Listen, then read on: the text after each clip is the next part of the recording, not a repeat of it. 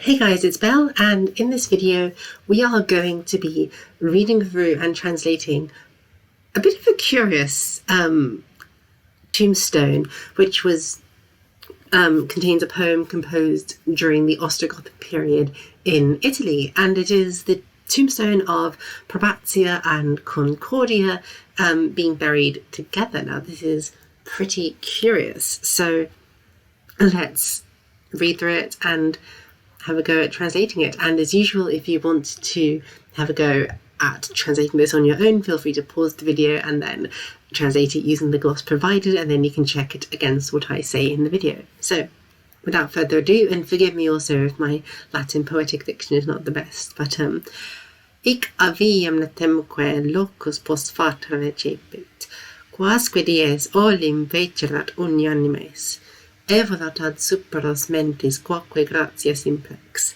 sarcophagum duplex corpora nunc sociat, alternis prestant votis sic lumine vero, dunc actuerisimul nissus et Euryalus.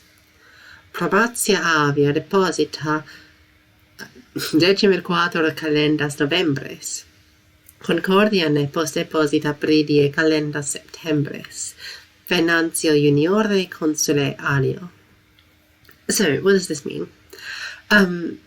Hic locus recepit, this place receives, referring to the grave, aviam neptemque, the grandmother and the granddaughter, post fata, meaning after their fates, after they've died, quasque dies olim fecerat unianimes, those women who the day once made unanimous, like one mind. And note that we see this language echoed also in Felix of Toledo's Life of Julian of Toledo, used to describe the relationship between Saint Julian of Toledo and Guthilla of Toledo. Evolat ad superos mentis quoque gratia simplex. So simple grace also flies up to higher things, and so the simple grace of the mind, basically, or flies up to higher things of the mind, but I think this genitive I think goes with the gratia simplex. So simple grace of the mind flies up to higher things. Sarcophagum duplex corpora nunc sociat, a twofold sarcophagus now joins their bodies. Alternis prestant votis sic lumine vero. So this is kind of a weird way to translate it, but it basically means they persist in mutual prayers, in this case meaning prayers said for the benefit of the other person. So the grandmother praying for the granddaughter and the granddaughter praying for the grandmother. Lumine vero, in the true light, this being of course the light of heaven and the light of Christ. Tunc iactuere simul nisus et Euryalus. So this literally means then Nisus and Euryalus used to lie down together. Now, this is a reference, because we have the tunc down here, it's sort of harking back to the nunc here. So just as a twofold coffin now joins their bodies together, in a similar way, Nisus and Euryalus used to lie together. Now the problem with this, of course, is that Nisus and Euryalus, as I talked about in, I believe, my video, The Ostrogoths Were Queer, Nisus and Euryalus in the Aeneid were two men in a very close relationship, which has many implications of having been somewhat sexual. So the sort of use of this to apply to a familial relationship is unusual and a bit bizarre, in addition to the fact that Nisus and Euryalus were not related, to my knowledge at least. If I'm wrong on that, feel free to correct me in the comments below. So the reference to Nisus and Euryalus is a bit weird. It could simply be a fact that they only mean it in the sense of the burial. It could also mean that these people who are Christians, although this isn't the most Christian tombstone one could imagine, the language is kind of generic and vague. There's no direct reference to Christ, and so it could conceivably, it's not likely to be a pagan because there probably weren't that many pagans still around, but it's also not a dramatically Christian tombstone either.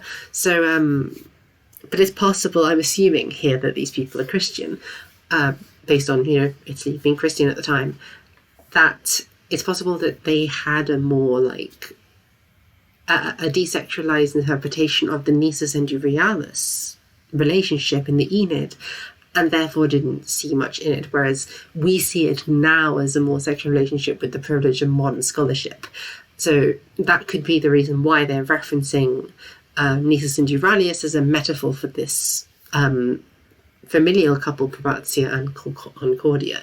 And I do find that kind of sweet, although it's also kind of sad that they died at a similar enough time to be buried together. But it's a sweet idea, like a grandmother and a granddaughter just like presumably living together, owning a house and just vibing and chilling. But yeah, so Probazia avia deposita decimet quatuor calendas novembres. So Probazia, the grandmother, was buried on the 14th day before the calends of November, and then Concordia nepos deposita pride calenda septembres means that Concordia, her granddaughter, was buried on the day before the first day of September.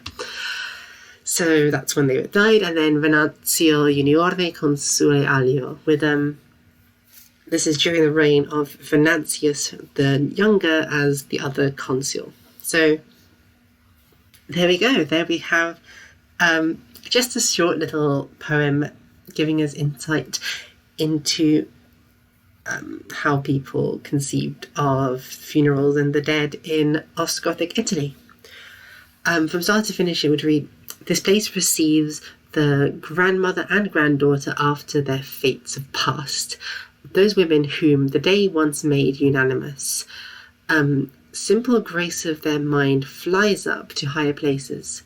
And just as a twofold coffin now associates their bodies together, and they pray with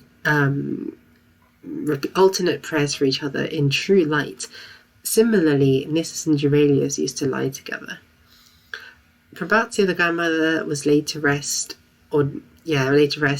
on the 14th day before the 1st of November, and Concordia, her granddaughter, was laid to rest on the day before the first day of September. And then this was done during the rule of Venantius Jr. as the other consul. So there we go. I hope you guys enjoyed that short little poem. If you want me to teach you Latin or any of the other languages I do on this channel, you can subscribe to my Discord server, my Patreon, which will be linked in the description of this video, because there I offer tuition at lower than market rates. And you can also join my Discord server, where I tend to post these tidbits as pictures before I turn them into videos, so you can get early access to them there. And until next time, thank you guys so much for watching, and I hope you have a nice day. Bye everyone.